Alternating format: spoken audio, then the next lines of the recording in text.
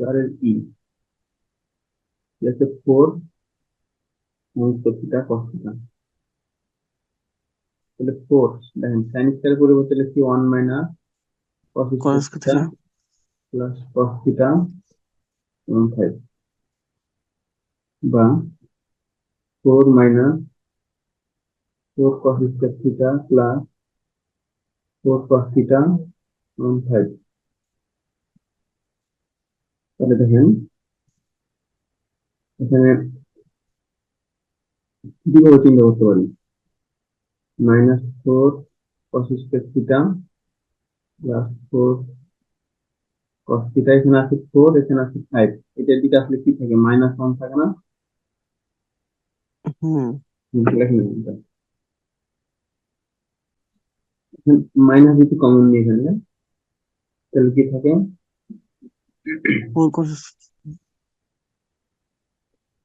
Minus 4 cos theta 4 cos square theta plus 1 minus 4 cos theta plus থাকে plus 4 cos theta plus 1 যদি minus common নিলে plus এর জায়গায় minus হচ্ছে, minus এর জায়গায় প্লাস হচ্ছে, ঠিক আছে?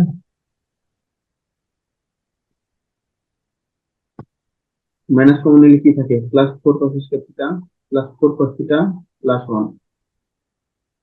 তাহলে এই যে 3 নম্বর লাইনে যে প্লাস 4 cos থিটা আছে যে, তো এখানে প্লাস ছিল না, তাহলে minus.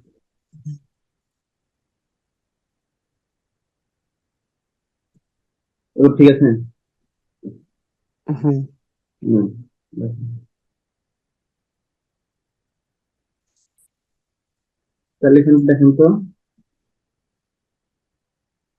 2 cos theta whole square minus 2 cos theta plus 1 0। এখান থেকে করি a minus b whole square সূত্র পড়ে আছে, হুম 2 cos theta minus 1 whole square 0, বা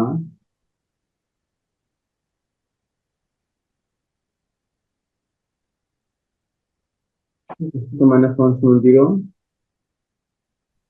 cos থিটা সমান হাফ। cos থিটা সমান এখানে কত লিখবো, হাতের পরিবর্তে √3 3, তাহলে cos থিটা সমান cos আলফা, তাহলে থিটা সমান কত, 2 and pi 2n plus pi minus alpha. Plus minus alpha. করলে সূত্রগুলো এমনি মিলে যাবে। এখন লিমিটটা চেক করে নিতে পারবেন না?